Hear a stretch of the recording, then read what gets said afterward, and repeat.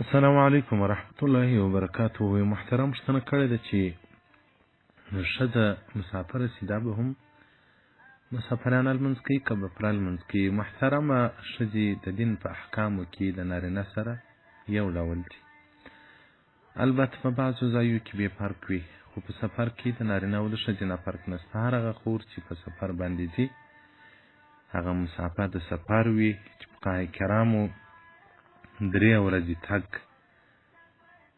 اندازه ورته ایښې ده. یعنې دې اوس یو سړی یو خور له خپله کوره څخه ځي د پلار کره یا په دوا پسې یا بل خواته ځي، نو که د دې له کوره تر هغه ځایه پورې د 3 ورځو د پښو مزل و، نو دا به لمونځ سفریانه کوي.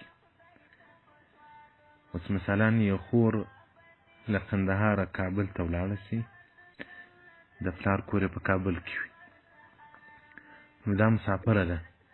که چیرې د پلار په کور کې د 15 شپو نیت وکړي چې زه دلې 15 شپې تېروم، بیا دا مقیمه د پلار لمونځ به کوي. او که د پلار کره 14 شپې 10 شپې کولې، بیا به پر لاره هم سفریانه لمونځ کوي، د پلار کره به هم سفریانه لمونځ کوي. او که هلته د میاشتې نیت کړی وي، بیا نو پر لار مسافره ده، هلته به پوره لمونځ کوي. نو ښځینه باید په سفر کې لمونځونه وکړي. ډېر ښه خوند کوي په سفر کې لمونځ.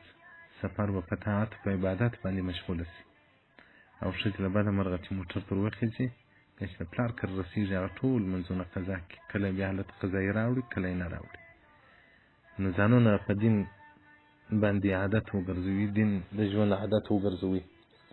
بل ورځ یو ځای را روان ومه، یو موټر ولاړ و چې ومې کتل د یو هسپتال مخ ته یو سپین سرې ده، دا موټر شاته لمونځ کوي، داسې خوند یې راکوي. الله دې ژوند و قبر ښایسته وګرځوه. نو ډېر ښه خوند یې وکړي. او بیا الحمدلله په دا لارو باندې په هر هوټل و په هرو ځایو کې د ښځو انتظام وي، د ښځو ځایونه وي چې ښځینه لمونځ کې وکړي. او بیا لمونځ دی عبادت کې سړی د کفر په ملک کې کوي، هم هغه خوانه بدوي.